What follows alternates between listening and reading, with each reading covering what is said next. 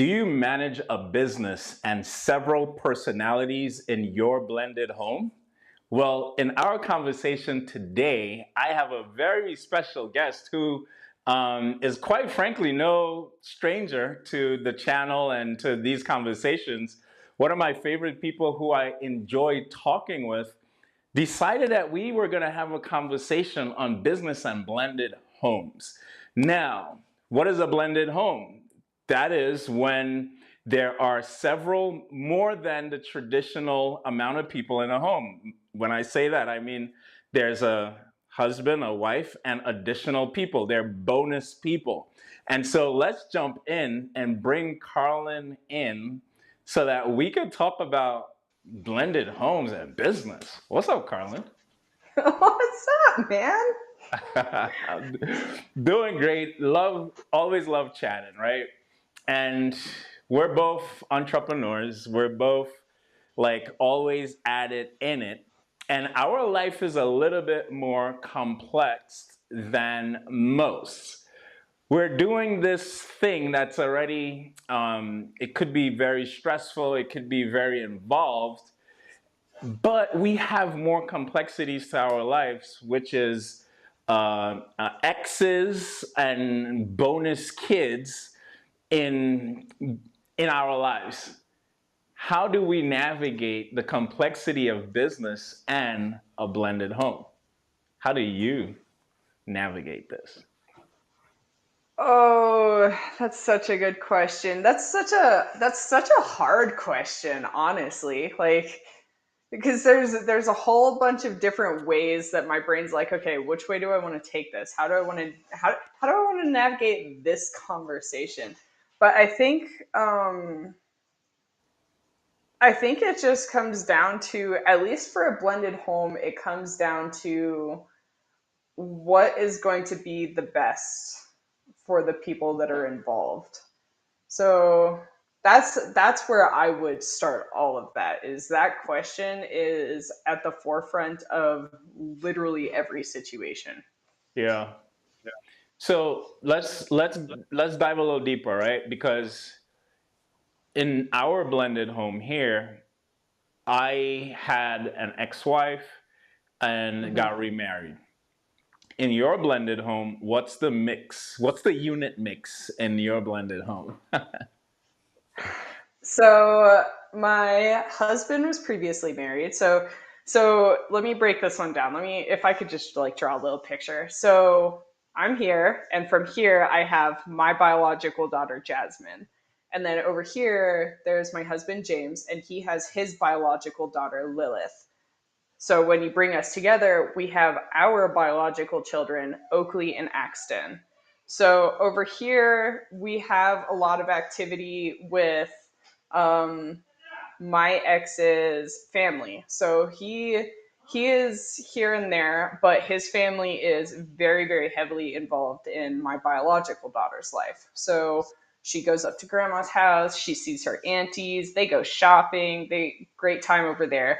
Over here, my husband's ex-wife actually was just here picking up picking up her child from a different relationship. So she is always here. Her and I actually have a really, really good relationship. So there's the two separate and then the two together. And I have been in, or James and I have been in each other's lives since our daughters were about 1.5, 2. Hmm. So I've always been mom, and it's really interesting because the dynamic of my bonus baby, she actually calls me mommy Carlin, and she calls her biological mom mommy Fancy. Hmm. So that's just how she differentiates between the two of us. And Wow. then she's in each household, it's just mom. Hmm. Wow. That is special. That is really special.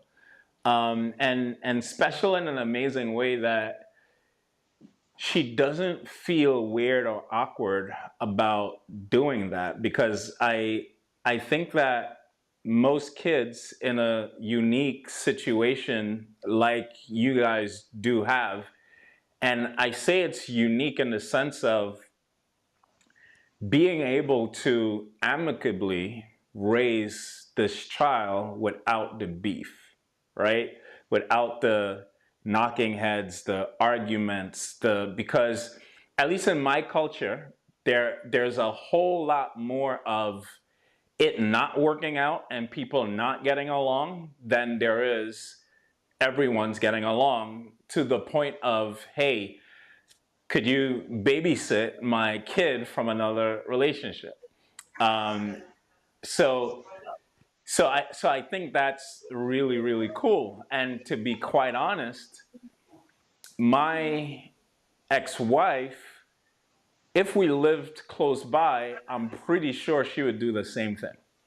Like literally. It's I can't say that it has always been easy.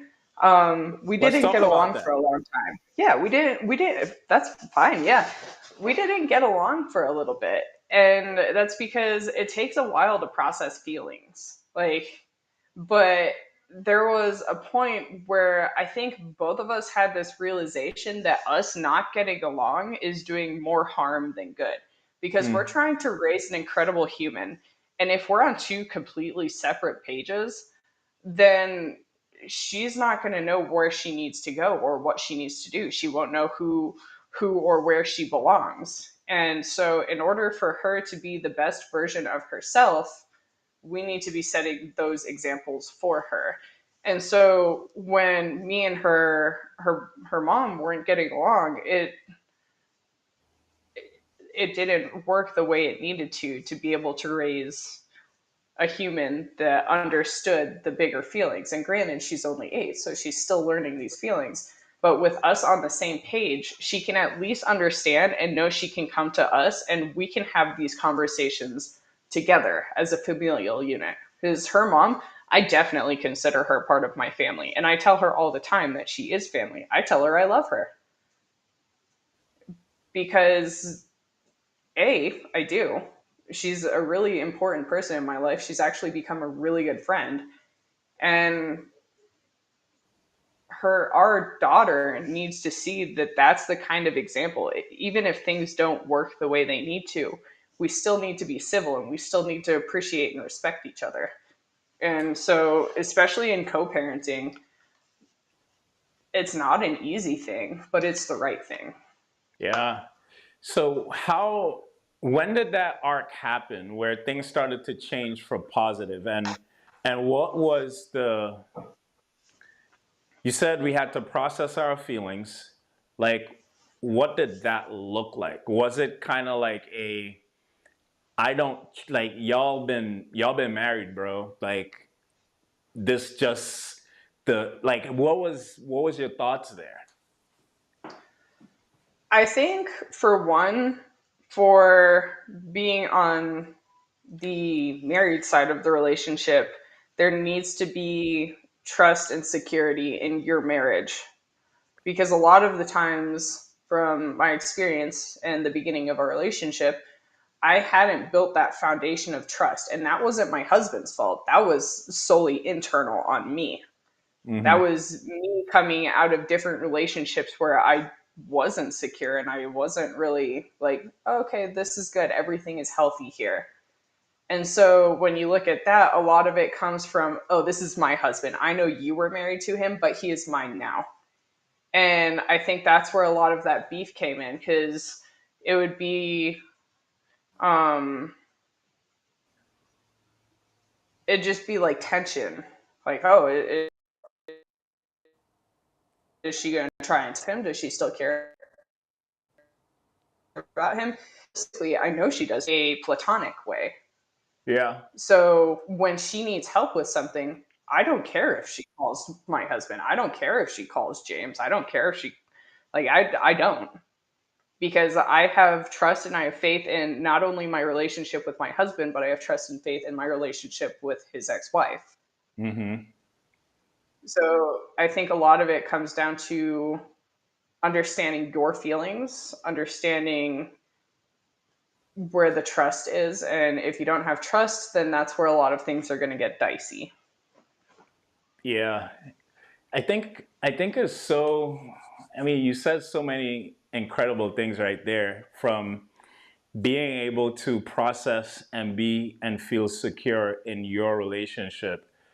Like, how long did it take you to have that level of security where you were working out your own things to feel like, you know what, I don't have anything to worry about. So I think it was the first year James and I were together. I was a little bit on edge. That was literally my first healthy relationship. He is my first healthy relationship. Obviously, it went well because he got stuck with me, but um, but it was just kind of like solidifying, like seeing the things he does that would reinforce like I'm safe here, I'm okay. Like even if we get into an argument, his at no point ever at any single point in our relationship has, oh, I we should just get a divorce. That statement has never been said. We should just leave each other. We should just break up. No point ever. Never ever ever been said, even through the first year. And then the first year we were married, things got a little bit more challenging where we actually had to go overseas. Hmm. So we were living overseas with my daughter, my biological daughter, let me clarify. My biological daughter and my bonus daughter stayed here. And Mm-hmm. so that was a really, really tough situation because not only did I have this new relationship with this new tiny human, but he had to leave this beautiful little creature that he had created and had Yeah. adored and loved. And so that first year was really challenging. Like we went through a lot of really big struggles that you would not anticipate for a first year of marriage. And going through all of those challenges when we came back to the States, it was just like, cool. The I know what we're doing now. And that's actually that time frame, that year of us being overseas is when me and his ex kind of connected because we would FaceTime our daughter and, send her Sure. presents and send her boxes and gifts and stuff. And there was just one day that I was like, her and I were going back and forth on Messenger, and it occurred to me that like I never apologized for the pettiness Mm. that I ensued. I never apologized. I never was just like, hey, I'm sorry I was catty. Mm-hmm. And so I sent her a message and I said, hey, I don't think I've ever said this, but I just want to apologize for any stress I've created. And Hmm. I know that this is probably not easy. So I just want to Mm-hmm. say sorry because everything I want is in the best intentions of our daughter. And Yeah. so we had that, and then there was a little bit of choppiness when we came back, and that's a completely different situation that was kind of inspired by a narcissistic individual that was placed between her and I. So he Sure. was the one translating between the two of us, and then once that situation was removed, like we've been great friends for probably 2 or 3 years now. That's really awesome. It's so interesting that people don't realize some of the challenges, especially in blended families, because I had a pretty similar journey where when we got married, my son, he lived with his mom, but within like 6 months, he moved in with us. And not only did he move in with us, it was more of a he moving in with us, right? It was one of those. It wasn't like this, hey, let's kumbaya and have this Yeah. amazing decision like we do now. It was back then. It was more like this is what's about to happen, right? And it just caused so much tension between us.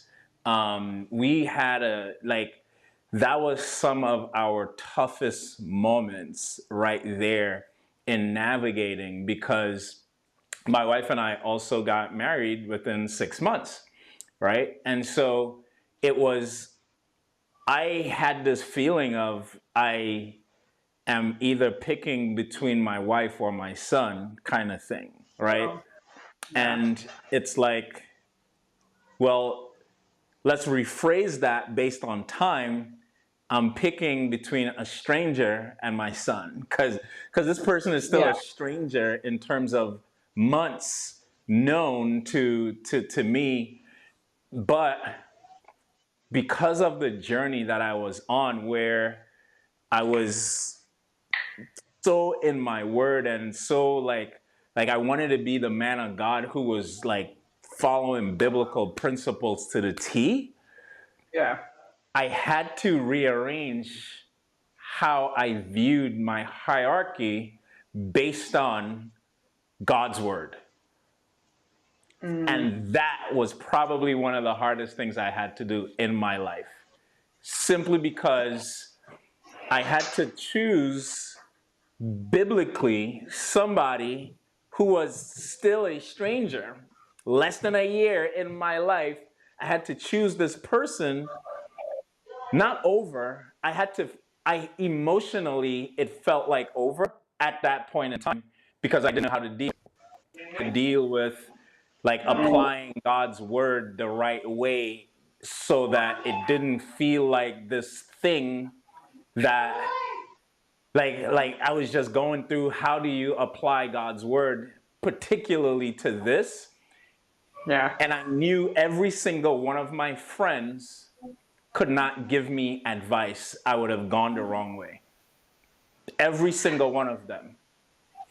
I think that's the hardest part is like you want to turn to someone and be like, what would you do? But the right thing is generally the thing that you need to figure out on your own, or with, in this case, if you're referencing biblical stuff, going to your pastor and talking with them about it, because that's going to be, I mean, we can talk God if you want to talk God, but like the pastor, the father of the church is the person that you would want to turn to versus like friends who are in a unhealthy situation in this case. Yeah, Like, and that's where it comes back to like what is going to be it goes back to the first question. What is going to be the best thing for your child and your life? And especially like choosing a stranger, bringing in a maternal figure, especially if your son's moving into your house, then you want to have a maternal figure in the household for him to be able to confide in emotionally. sure. Yeah, and quite honestly, I didn't think of that because it was now between her and I kind of like, and I just didn't know how to process my emotions when it comes to that. Like, because I've been a Christian all of my life, but I was on a new journey and a new walk of that, applying those things to me personally. And so it was a new walk. And I think that even if I spoke to my parents, I would have gotten the wrong advice because they're my parents. And if I was hurting, then it could have been skewed. And I'm not saying they would have, I'm saying the possibility of it being that would have been very high, right? Yeah. And so we did go to one of our counselor pastor people that helped us navigate a lot of those things because he was the only person that I looked up to that had a marriage that was modeled to something that I inspired to have. And and I say it all the time, he saved our marriage. Like he totally saved our marriage. Like like to the point of one day leaving because I was done. I like I left, I jumped in the car, and it was over. It was done. And I was gonna drive to one of my boys' homes, and in the car, I clearly heard God's voice saying, if you choose to go there, you're choosing your way. Go to the church, and that's my way. I got you, just go. Ooh, goosebumps. And I remember when I got to the intersection where if I went straight, I was going my way, or if I turned, I was doing it his way. And I literally, at the last minute, just turned. And I went and I parked up in front of the church and I just cried. Like, cried for maybe like 20 minutes. And he didn't know I was there. Like, the pastor, our counselor, he comes out and he calls, he's like, "Man of God, are you okay?" And I'm like, "I'm done." I'm like, "I'm done." No. You know? Right? Like, I'm done, dude. And he was like, "Hey, call your wife, y'all come in, let's talk."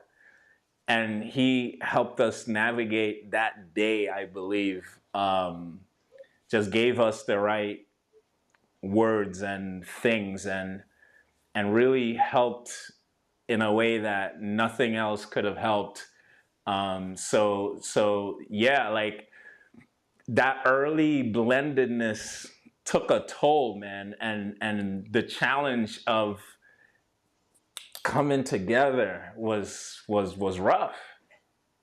It's hard. It's hard because the families that like, and I mean this in the best possible way, the families that are origin together and evolve together like a whole family. I don't know. I don't necessarily like that term, but that's what we'll call it for the sake of argument right now.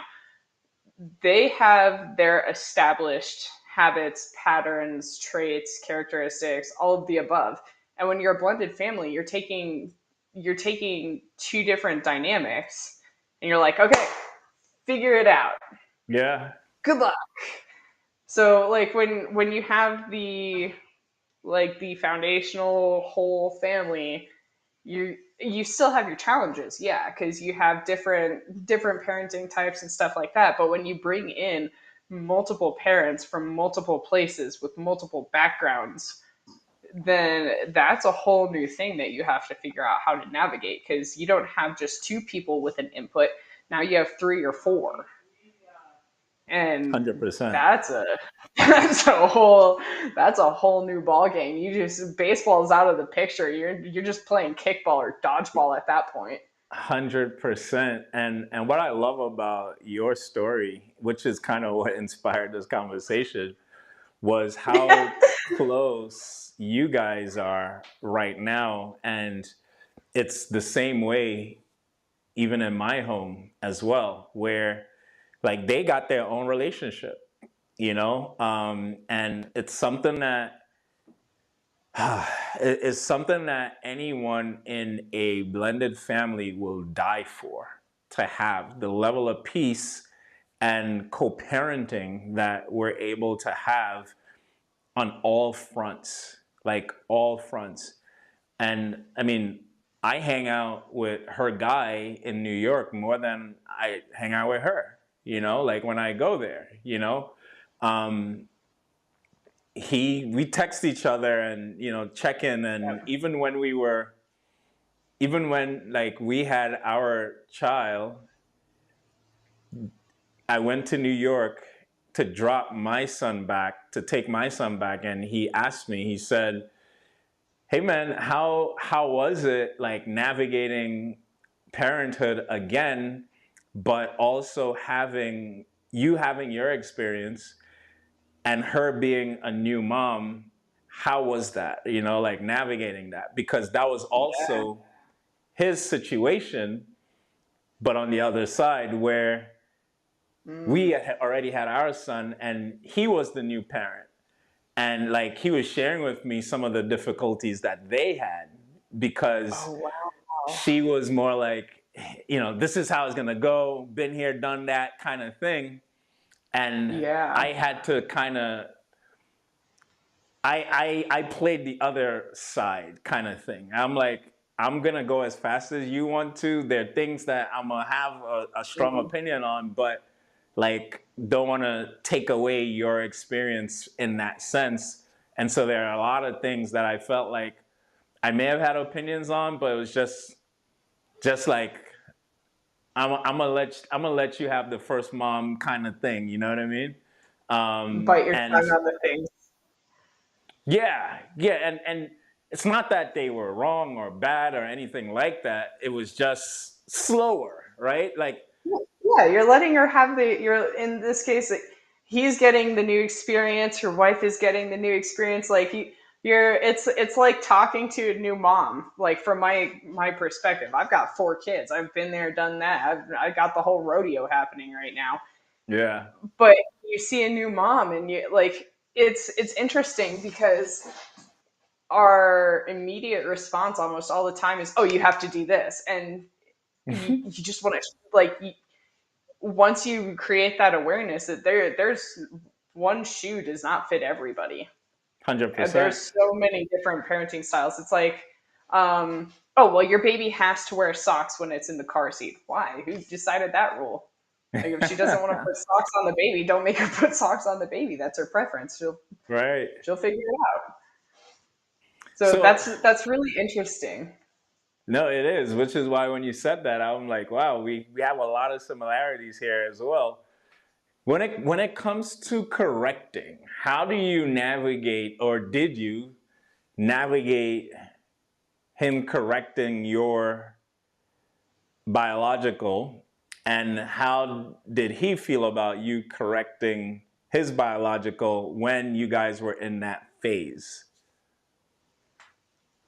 This is an interesting one because I actually do a lot more of the correcting with our daughters, and he does a lot more of correcting with our sons. And since I've been in his biological daughter's life and vice versa, he's been in my biological daughter's life, they're 5 months apart for context. Mm, They are 5 months apart.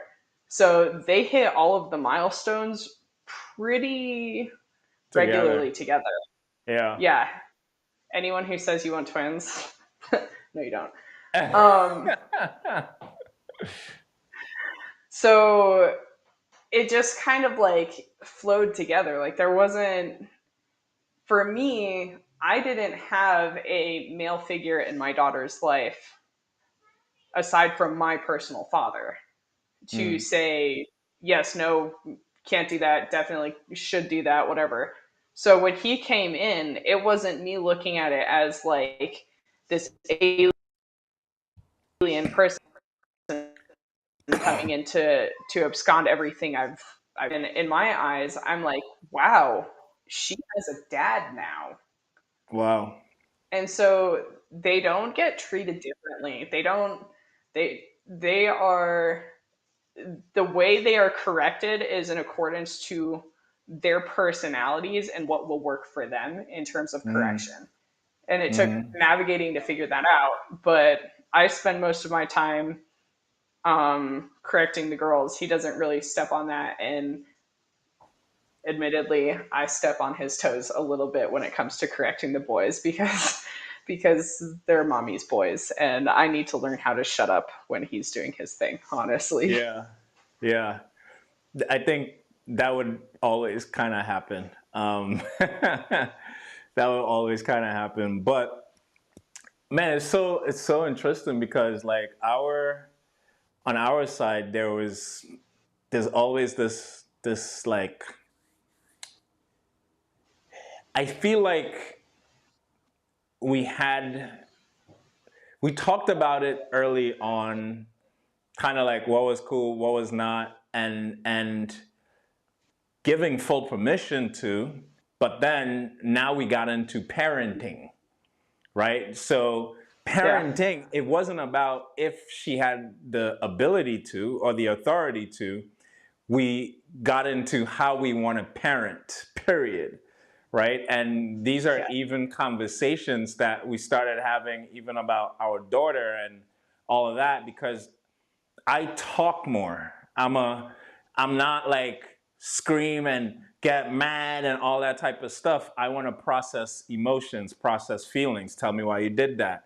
And so it seems like they're getting over on me, but I'm having a conversation intentionally with them to not to not necessarily rectify the issue that is currently at hand, but to help grow an adult for the future, Yeah. right? And that's how I parent. I parent based on what's the lesson I could help them learn for life based on this thing that happened in school or whatever. And so while I'm dealing with a grade and the feedback, I see grades as feedback. How can Yep. I teach them a lesson that says, hey, that grade is a feedback of your effort, right? Nothing else. It doesn't mean you're stupid. It doesn't mean that you're not Yep. smart or anything like that. It means that your effort, and I would ask the question, do you feel like you've given it enough effort to get a better grade? Oh, well, Yeah. no. Okay, cool. That's your effort. It's not you. So if you want a better grade, then up your effort and automatically your grades will be better, right? So I really try to make that clear because I don't want them to believe they're smart or dumb based on the school system's grading process.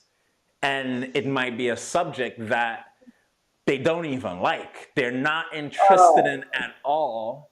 And so, like, I got a lot of beef around that, period. But that's how I try to differentiate, where I still encourage them to do the work, put more effort into it. Because regardless of what, if it's this, if it's real estate, if it's whatever you do in life, playing video games is based on your effort. And so let's up your effort so that you can have a better outcome in the end. And so, like, I really try to dance on that tightrope. You're laughing. What are you thinking? I'm laughing because I'm like, man, you're like, hey, what are all the conversations I could make Carlin talk for like 6 hours on? And this is one of them. I have very strong feelings about this specific topic. And it's interesting because, so for context, both of my girls got awards today. So when they get awards, because I specifically effort, I know they're putting in the effort to do the work at school. I don't care if I was a straight F student. Like if I showed up to school, we're having an awesome day. And so there was a small period where their grades weren't reflecting what they were telling me because I know what my kids are capable of. I've seen the way their brains process. One of them can recite to you every single freaking kind of shark that is in the ocean. And she can Wow. tell you what it eats. She can tell you where it lives. She can tell you what ocean it's in. Like, they got the other one, Math Wizard. Like, I know what their capabilities are. And their grades weren't reflecting that. Hmm. And so I remember sitting there having a conversation. I'm like, hey, you guys have some really good grades. I noticed right here in this class that you generally excel in, you're not where you usually are. Can you just explain to me what's going on? Like, I don't care if it's a C or a D or whatever. I'm just curious to know why that effort hasn't been being put in. And transparently, a lot of that I can safely say reflects on what I'm doing in the household. Because if I'm not helping them put in the effort, they're not going to do it on their own. They're 8. Mm-hmm. Yeah, pretty much. So I'm sitting there, I'm like, hey, I noticed in language you have a C. Have you been practicing your spelling words? No, you haven't practiced my spelling words with me. It's like, you're right, I haven't. I should do better about that and work with you a little bit better. But also, you know that this is something that you need to be doing. So if you know that you need to be doing that, why haven't you come to me and said, hey, mom, can we practice the spelling words? Mm-hmm. And so it's really interesting because I'm probably going to get slack for this. Their grades are, yes, a reflection of what they're doing, but it's also a reflection of what I am doing as a parent. Oh, 1000%. I think it has more to do with you and us as parents than it does them. 1000% agree with that because, like, and I say I say this even to my wife when we talk about some of the things that even my son goes through. she come, and this is where the parenting comes in, right? The parenting conversations and our difference in parenting. Her opinion is he's getting older. We need to teach him responsibility. Hmm. My opinion is he's getting older. He's a boy. I want to play, right?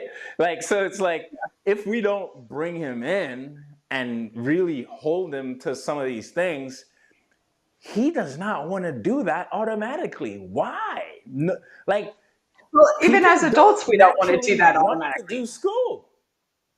It's not it's I don't wake up and I'm like, yeah, I've got so much stuff I don't want to do today. I wake up and I'm like, okay, I need to get this done so I can do the things that I want to enjoy. Exactly. Exactly. So that's how I believe they also perceive a lot of the work, where it's either they like it, they don't like it, they enjoy the subject, they don't enjoy the subject, and it's telling. It doesn't mean that they're not smart or not. We have to take some of the ownership in being able to follow up, accountability, like just making sure they're doing their work. And So yeah, go ahead. I'm actually working with my co-parent's son right now. He's been having a little bit of time. He has a lot of energy and it's hard for him to focus and it's hard for him to regulate his emotions. He's 5. And Mm-hmm. so he recently got into a little bit of trouble and we've been working together because he gets dropped off at my house in the morning and picked up from my house in the afternoon. And so we've all been kind of like pulling in to figure out how we can help course correct this. And Mm. so he had to go apologize to a lot of different people at her job for making her miss work because he got into some trouble and it was this situation. And so she did the consequence stuff, and then we pulled in and we're like, but what if there's a reward? And he was like, well, what are you like? If I could train, what are you talking about? So I Yeah. said, look, buddy, if you can go 5 days without getting negative points on your class system, it has to be 5 consecutive days. I and the teachers know, so they tell me thumbs up, thumbs down every day away and pick him up. And so he's on day 2 now, where he's had 2 days good. He is working for it. Because there's a Sonic toy at Walmart. Like Sonic the Hedgehog is like a little Yeah. Knuckles toy, and I told him if you go 5 days without getting in trouble in school, I'll go get you the Sonic toy. But Yeah. you have to be listening and you have to follow directions. And when you get angry, you have to let your teacher know that you need to go do your pinwheels. And so we all talked to the teacher about it. Everyone's on board. So he had the consequence, but he also has a reward that he's working for now because now it's not like, oh, if I do something bad, then I'm just going to get yelled at, whatever. It's like, oh, if Right. I'm good, there's a reward for this. And we figured this out because my bonus baby, this is how I got things going with her because for a while she Ah. was losing a lot of points and she was goofing off in class and she wasn't focused. And I get it. I am not a school kid by any means. Like, again, straight F student. If I showed up, we're doing great. And so I see a lot of my characteristics in her. I was like, okay, if I were her age again, what would I want someone to do for me? And so I created a reward and consequence system. Hi, buddy. Hi. And it's worked out really well for her. Oh, okay. It worked out really well for her in the aspect of like she started working for it. Can you wave? Hi. Oh man. Here, give me Look one at you, second. man.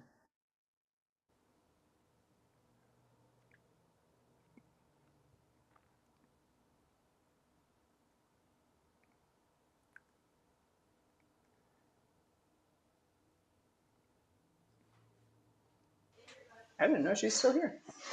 Oh wow. So I don't um know. It's worked out really well, and you can see it reflecting. Like there's a sense of pride on their faces when they're like, I had an awesome day. I got good points, because they have like a little reward system that you can download for their school. And it's just so cool to see like that drive and that tenacity, because I mean, it's like being an adult. You don't want to get slapped on the wrist every time you messed up. And sure, it'd be nice to be recognized for the things that you're doing right. And so it's crazy to think that kids would be any different. Yeah, no, 1000%.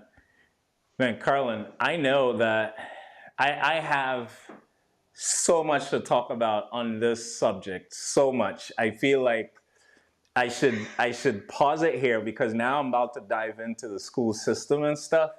Oh, are we And going part three now? that would be part three. So I'm like, let's pause it here and have you come back and we just kind of talk about the school system. We got so many things that we could just come on here and just talk.